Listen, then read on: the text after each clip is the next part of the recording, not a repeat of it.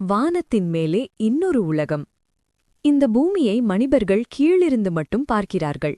வானத்தை நோக்கி கைகளை நீட்டி மழை வருமா, இன்னும் எவ்வளவு வெயில் என்று கேள்விகள் கேட்கிறார்கள். ஆனால் வானத்தின் மேலே ஒரு உலகம் இருக்கிறது என்பதை யாரும் அறியவில்லை. அந்த உலகம் பெயர் மேகலோகம். அங்கே மேகங்கள் உயிரோடு இருக்கின்றன. அவை பேசுகின்றன, சிரிக்கின்றன, சண்டை போடுகின்றன, மனசு உடைகின்றன, மனிதர்களைப் போலவே உணர்ச்சிகளோடு வாழ்கின்றன. மேகங்களின் தலைவன் கருணை மேகம். மேகலோகத்தில் ஒரு பெரிய வெள்ளை மேகம் இருந்தது. அதன் பெயர் கருணை மேகம். அவன் மென்மையானவன். அவனுக்குள் நீர் நிறைந்திருந்தது. ஆனால் அவன் மனம் இன்னும் அதிகமாக நிறைந்திருந்தது, கருணையால். பூமியில் மக்கள் தாகத்தில் இருக்கக்கூடாது என்பதே அவன் வாழ்க்கையின் ஒரே எண்ணம். மின்னலின் கோபம். கருணை மேகத்தின் அருகில் இன்னொரு சக்தி இருந்தது. அவன் பெயர் மின்னல். மின்னல் வேகமானவன், கோபமானவன், சிறிது பொறுமை கூட இல்லாதவன். எப்போதும் ஏன் மனிதர்களுக்காக மட்டும் அவர்கள் மரங்களை வெட்டுகிறார்கள், ஆறுகளை மாசுபடுத்துகிறார்கள் என்று மின்னல் அடிக்கடி கோபப்பட்டான். மழைத்துளிகளின் குழந்தை மனம். கருணை மேகத்தின் உள்ளே சின்ன சின்ன மழைத்துளிகள் இருந்தன. அவை குழந்தைகள் போல. நாம் எப்போது பூமிக்கு போகப் போறோம், நாம் போனால் குழந்தைகள் விளையாடுவார்களா, வயல்கள் பசுமையாகுமா என்று சந்தோஷமாக பேசிக்கொண்டே இருந்தன. கீழே தாகத்தில் ஒரு கிராமம், வறட்சி மலை. பெயரே சொல்லும், அங்கே மழை வரவே இல்லை.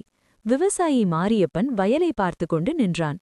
இந்த வருடமும் மழை இல்லனா எல்லாம் முடிஞ்சிடும் என்று அவன் கண்களில் கண்ணீர்.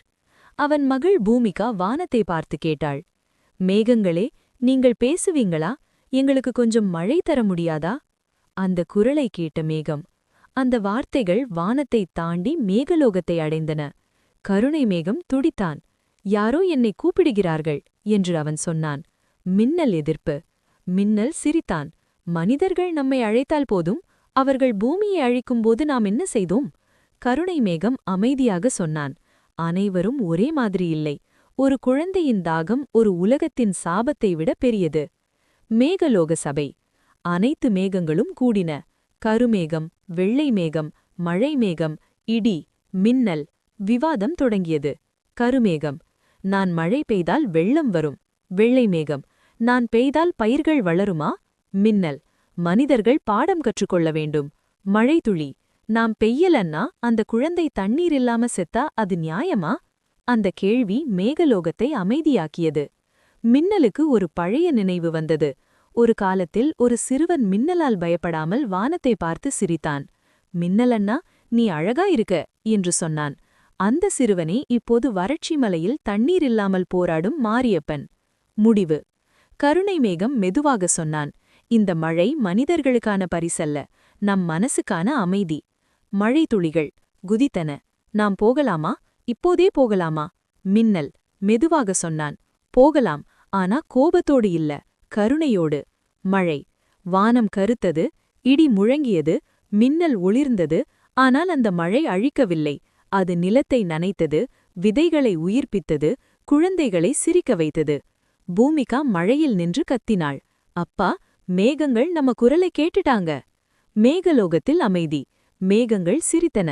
மின்னல் அமைதியாக இருந்தான். கருணை மேகம் கண்களை மூடினான். நாம் பேசினோம், அதனால் மழை பெய்தது. கடைசி செய்தி. Voice over. மழை என்பது இயற்கையல்ல, அது கருணையின் மொழி. கேட்கத் தெரிந்தவர்களுக்கு மேகங்களும் பேசும். வீடியோ பிடித்திருந்தால் லைக் செய்யுங்கள், சேனலை சப்ஸ்கிரைப் செய்யுங்கள், உங்கள் கருத்துக்களை கமெண்டில் பகிருங்கள்.